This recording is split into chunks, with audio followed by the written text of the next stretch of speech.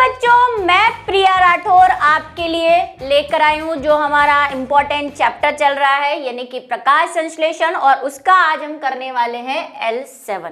ठीक है, और आई होप जो है मस्त आपको समझ में आ रहा होगा और मेरी मेहनत सफल हो रही होगी, इसकी मुझे खुशी होगी अगर आप ऐसा बोलेंगे, और बोलते भी हैं बच्चे। ठीक है, चलिए तो क्या है चैप्टर फ्लो, ये आपको पता ही है, और ये चैप्टर जो है खत्म होने वाला है। छोटा सा चैप्टर है लेकिन एक इम्पॉर्टेंट चैप्टर है।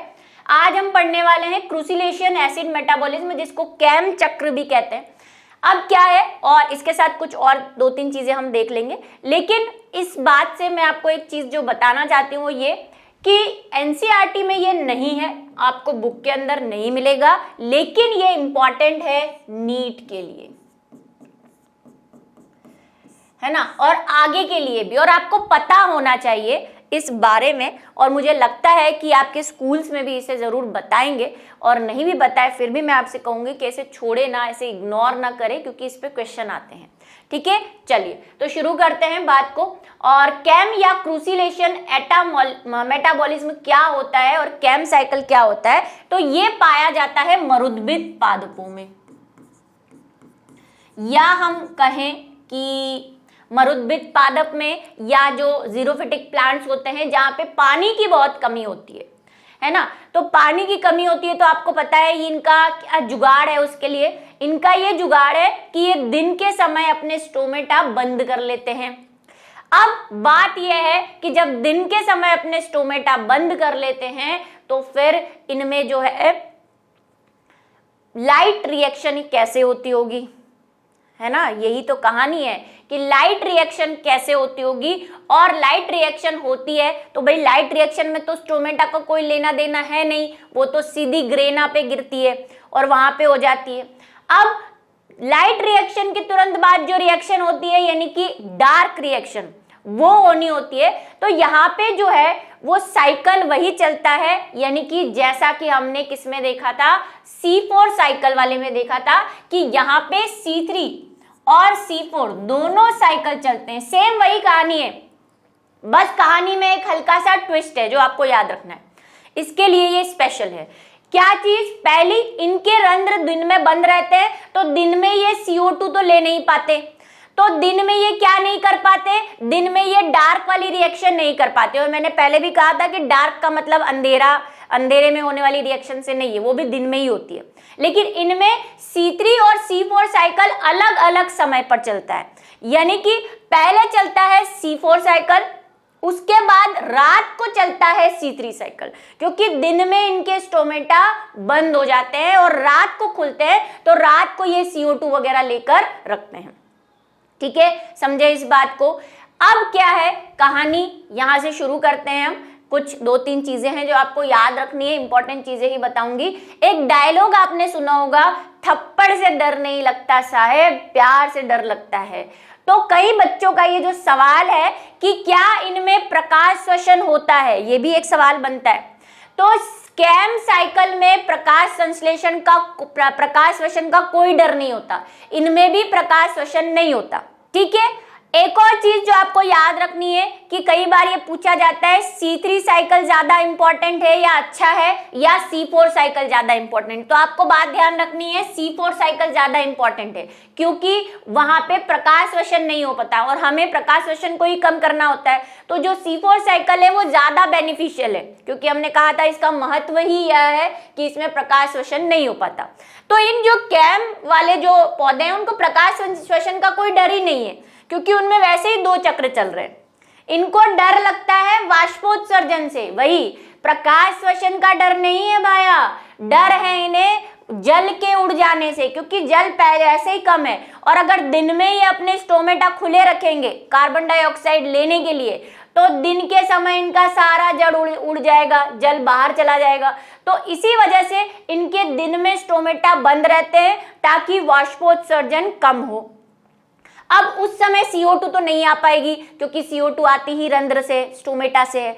तो ये क्या करते हैं, रात को CO2 लेके इकट्ठा कर लेते हैं और दिन में फिर लाइट रिएक्शन, वो जो C3 साइकिल चलाते हैं। ठीक है, लाइट रिएक्शन तो दिन में ही हो रही है, डार्क रिएक्शन का C3 साइकिल इनमें कब चलेगा, रात को। तो इनकी स्पेशलिटी क्या है, पहली, दिन में इनके स्टोमेटा बंद रहते हैं। दूसरी, इनमें C3 और C4 साइकिल दो अलग अलग समय पर चलता है, जिसमें C4 साइकिल जो है वो कब चलेगा, रात में, और ये कब चलेगा, दिन में। ठीक है, समझ में आ गई बात। दिन में रात में ये क्या कर लेंगे, CO2 लेकर रख लेंगे। चलो आ जाओ, अब आगे की कहानी पढ़ो। यह जैव रासायनिक प्रक्रम मार्शल मरुद्भिद पौधों में पाया जाता है, पहले ही मैं लिख चुकी हूं। यह घटना क्रूसिलेसी कुल की लाक्षणिक पहचान है, इसीलिए देखो इसका नाम है क्रूसिलेशियन एसिड मेटाबॉलिज्म। ये क्रूसिलेसी कुल जो है, ठीक है, उनका लाक्षणिक गुण है, जैसे ऑर्किड्स हैं, यूफोर्बिया हैं, इनमें बहुत पाया जाता है। सीडम, कैक्टस, ऑर्किड, अनानास यानी कि आपका पाइनएप्पल, और कुछ सदस्य कैक्टेसी, ऑर्किडेसी, टीलिएसी, वेंटेसी और यूफोर्बिया के संगों में पाया जाता है। इसको नोट कर ले, इसीलिए इसका नाम क्रूसिलेशियन है, क्योंकि ये क्रूसिलेशियन यानी मरुद्भिद पादपों का एक क्या है, कैरेक्टर है। यह चक्र 1974 में रोहानी व साथियों द्वारा सैडम टेफिलियम की पत्ती में खोजा गया था। कहाँ खोजा गया था ये, सैडम टेफिलियम की पत्ती में, रोहानी के द्वारा। ठीक है, इनको भी नोट कर ले, इन पे सब पे क्वेश्चन बनते हैं। यह चक्रपर्ण मध्योतक हरित लवक के स्ट्रोमा में होती है। ये भी कहाँ होगा, स्ट्रोमा में। डार्क रिएक्शन तो स्ट्रोमा में ही होती है, ये बात तो पक्की है, इनमें भी स्ट्रोमा में होगी।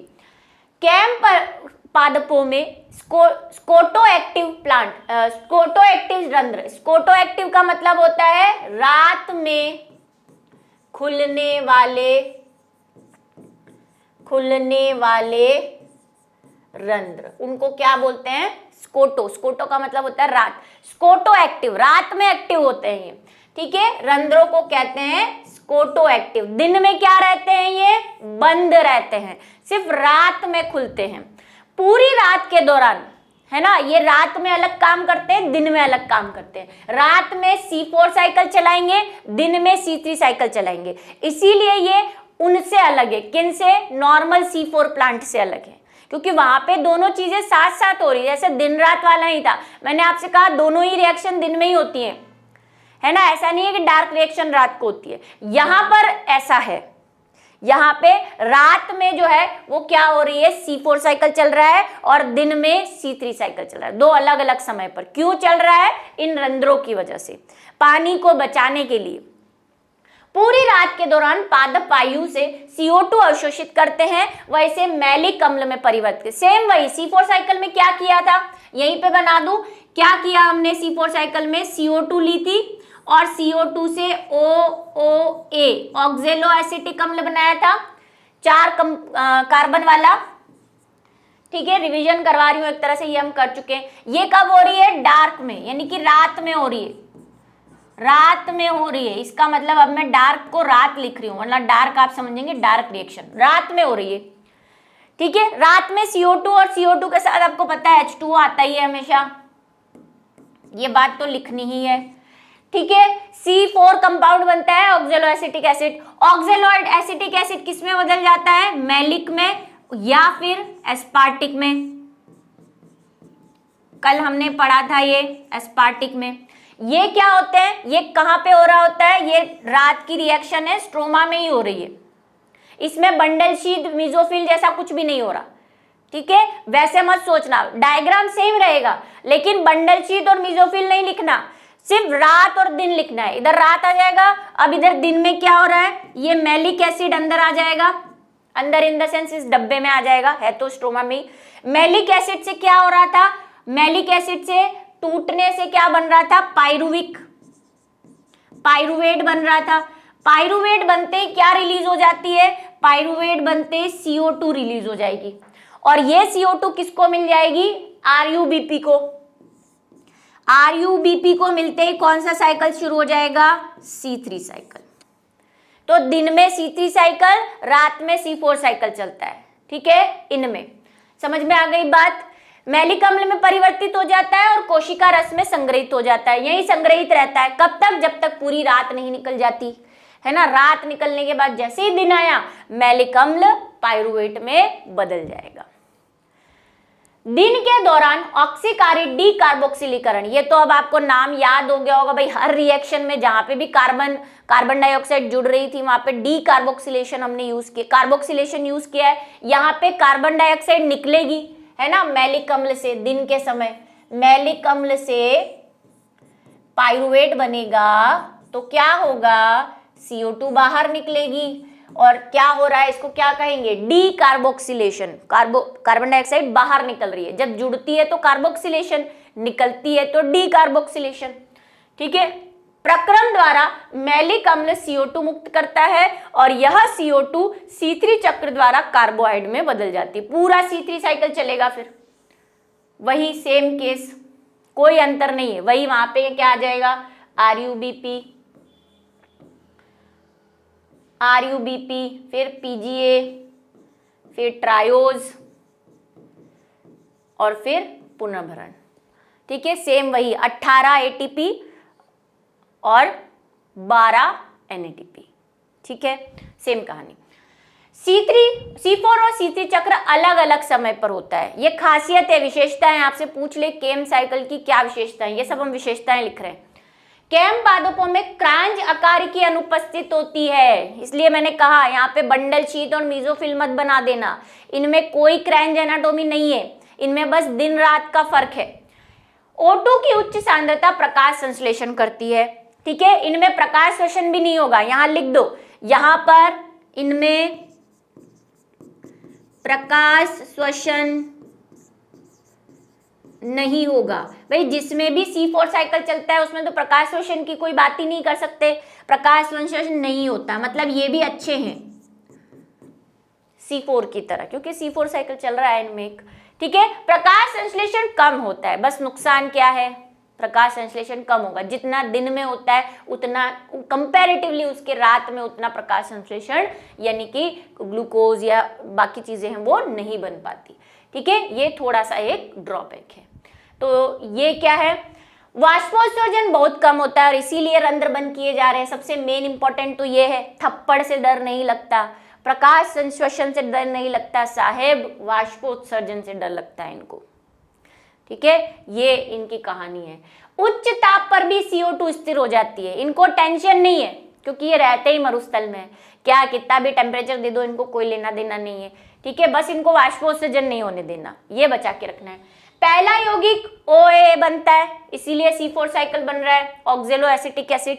अब मैं शॉर्ट में लिख रही हूँ, आपको भी लिखने की आदत डालनी चाहिए। केम पादपों की पत्तियों में मोटी क्यूटिकल होती है। भाई इनकी पत्तियां जो होती हैं वो किससे ढकी होती है, क्यूटिकल से, क्योंकि वाष्पोत्सर्जन रोकना है, एक मोम सी लेयर बनी होती है। और रंध्र कैसे होते हैं, दूसरी खासियत जो हमने बताई, इनके रंध्र गर्त में भी होते हैं, गर्तीय रंध्र पाए जाते हैं, ये बात याद है या नहीं। मरुद्भिद पादपों के गर्तीय रंध्र होते हैं, गर्त के अंदर होते हैं और सिर्फ रात में खुलते हैं, दिन में खाता बंद। ठीक है, ब्रैडवियर, रैंसम और स्टीयर ने एक सिद्धांत दिया जिसे टेंडम कार्बोक्सिलेशन परिकल्पना कहते हैं। इनके अनुसार CO2 स्थिरीकरण दिन और रात में होता है। इन्होंने बताया था ये चीज कि ये दिन और रात का क्या खेल है, क्या खिचड़ी पक रही है अंदर, दिन में क्या हो रहा है और रात में क्या हो रहा है। ठीक है, रसोड़ा में कौन था, एक वो फेमस डायलॉग है, मुझे रीजन नहीं पता लेकिन ये बड़ा फेमस है, क्यों है नहीं पता मुझे। चलो, तो इन्होंने बताया था कि दिन और रात में जो है CO2 स्थिरीकरण जो है वो कब होता है, दिन में होता है। रात में CO2 इकट्ठा करते हैं, है ना, रात को बटोरते हैं और दिन में लुटाते हैं। चलिए, तो समझ में आया आपको, एक साइकिल में बना दूं आपके लिए। क्या करना है भाई, दो आपको चीजें बतानी है, कंपार्टमेंट, लेकिन ये कंपार्टमेंट सेल के नहीं है, ये क्या है, एक ही कहानी है, बस वैसे ही जैसे हमने बंडल शीत और मीजोफिल बनाया था, लेकिन ये बंडल शीत और मीजोफिल नहीं है। ये क्या है, ये रात है और ये दिन है। रात में क्या होगा, रात में क्या होगा, रात में CO2 रंध्र खुले रहेंगे, है ना, रंध्र ओपन, CO2 अंदर विथ H2O के बिना इसका कुछ नहीं होगा। यहाँ पे कौन उपस्थित रहता है, यहाँ पे हमारा सबसे पहला कौन होता है, P होता है। भाई तीसरी बार हम इस चीज को रिवाइज कर रहे हैं, मुझे लगता है आपको याद होना चाहिए, फास्फोइनोल पाइरुवेट, ठीक है, C4 साइकिल चलाना है हमें। फास्फोइनोल पाइरुवेट जो है वो पेपकेस की उपस्थिति में क्या बना लेता है, ऑक्जेलो एसिटिक एसिड। ऑक्जेलो एसिटिक एसिड क्या बना लेता है, मैलिक या एस्पार्टिक एसिड, है ना। अब मैं एस्पार्टिक नहीं लिख रही, ये यहाँ पे पड़ा रहता है, कोशिका रस के अंदर पड़ा रहता है। कब तक, जब तक दिन नहीं हो जाता। जैसे ही सुबह होती है ना, तब क्या होता है, ये मैलिक अम्ल यहाँ पे आ जाता है। मैलिक अम्ल क्या करता है, मैलिक अम्ल टूटेगा और क्या बनाएगा, पाइरुवेट। पाइरुवेट बनाएगा तो निकलेगी क्या, CO2 वापस। ये कितने कार्बन का है, 4 कार्बन का है, ये भी 4 कार्बन का है, ये भी 4 कार्बन का है, ये फिर 3 कार्बन हो गए क्योंकि ये 3 कार्बन है। ये वापस इधर चला जाएगा और पुनर्भरण कर देगा क्योंकि हमें ये साइकिल चलाते रहना है, ठीक है। अब क्या हो रहा है, दिन के समय ये खिचड़ी पक रही है कि जैसे ही CO2 आया, रुबिस्को कहाँ बैठा है, इंतजार में, हाय मेरे करण अर्जुन आएंगे, मेरे करण अर्जुन आएंगे। RUBP किसको ले लेगा, CO2 को, किस एंजाइम की मदद से, रुबिस्को की मदद से। अच्छा, ये बात मैं समझा चुकी हूँ। एक पीछे क्वेश्चन दे रखा है कि रुबिस्को को कार्बोक्सिलिक ऑक्सीनेज क्यों कहते हैं। इस बात को मैं बहुत डिटेल में लास्ट क्लासेस में डिस्कस कर चुकी हूँ, क्योंकि ये कार्बन डाइऑक्साइड को भी लेता है, ये ऑक्सीजन को भी लेता है, इसीलिए ये कार्बोक्सिलेशन भी करता है और ऑक्सीडेशन भी करता है। इसीलिए इसका नाम जो है वो राइबुलोज 1,5 बिसफॉस्फेट कार्बोक्सिलेज ऑक्सीनेज है, ठीक है। ये पीछे क्वेश्चन पूछा हुआ है आपसे, ठीक है। इसको ध्यान, काफी क्वेश्चन है ऐसे जो हम क्लास में उसको डिस्कस कर चुके हैं, आप थोड़ा सा ध्यान देंगे उन पे तो इजीली आपको मिल जाएंगे, ठीक है। एक आपके टेबल दे रखी है C4 C3 की, कि C4 में क्या होता है, C3 में क्या होता है। आप उसको पढ़ेंगे एक बार, आपको अपने आप समझ में आ जाएगी क्या लिखा है, वो सारी चीजें हम डिस्कस कर चुके हैं। अंतर लिखा हुआ है एक तरह से और पीछे क्वेश्चन भी है अंतर का। चलिए, क्या होता है, जैसे RUBP क्या बनता है, PGA, ठीक है। और जो मैंने कहा है कि इसका हर एक लाइन बहुत इंपॉर्टेंट है, तो वो सब नोट करते। PGA क्या हो गया, PGA ट्रायोज बना लेगा, बोलते जाओ साथ में, एक कार्बन निकलेगा। ट्रायोज से क्या होगा, पुनर्भरण हो जाएगा, यहाँ पे एक ATP और निकल जाएगी, ADP बन जाएगी। इधर क्या होगा, ATP प्लस NADPH काम में आ जाएंगे। तो हमने कहा था भाई 18 ATP और 12 NADP काम में आ गए, ठीक है। वही सेम कहानी, एक कार्बन निकल जाएगा, वो धीरे धीरे ग्लूकोज बनेगा। तो सेम प्रोसेस है, बस इतना है ये रात में और ये दिन में हो रहा है। क्यों हो रहा है, वाष्पोत्सर्जन कम करने के लिए, प्रकाश संश्लेषण नहीं होता, ठीक है। चलिए, तो ये छोटा सा एक टॉपिक था, इसके साथ ही आज का हमारा लेक्चर जो है खत्म होता है। बड़े खुश होंगे, आज तो बहुत जल्दी क्लास खत्म हो गई क्योंकि टॉपिक बहुत छोटा था। इसके बाद हमें पढ़ना है प्रकाश संश्लेषण को प्रभावित करने वाले कारक। तो और एक और है ब्लैकमैन का सीमाकारी प्रभाव, वो मैं आपको आगे इंट्रोडक्शन में समझा चुकी हूँ, ठीक है, इसलिए मैं उसको अभी नहीं लूंगी दोबारा, ठीक है। वहां पे अच्छे से मैंने एक्सप्लेन कर दिया था। साथ में हम जब प्रभावी कारक पढ़ेंगे तो उसको थोड़ा सा और ले लेंगे। चलिए, मिलेंगे नेक्स्ट क्लास में, तब तक के लिए गुड बाय।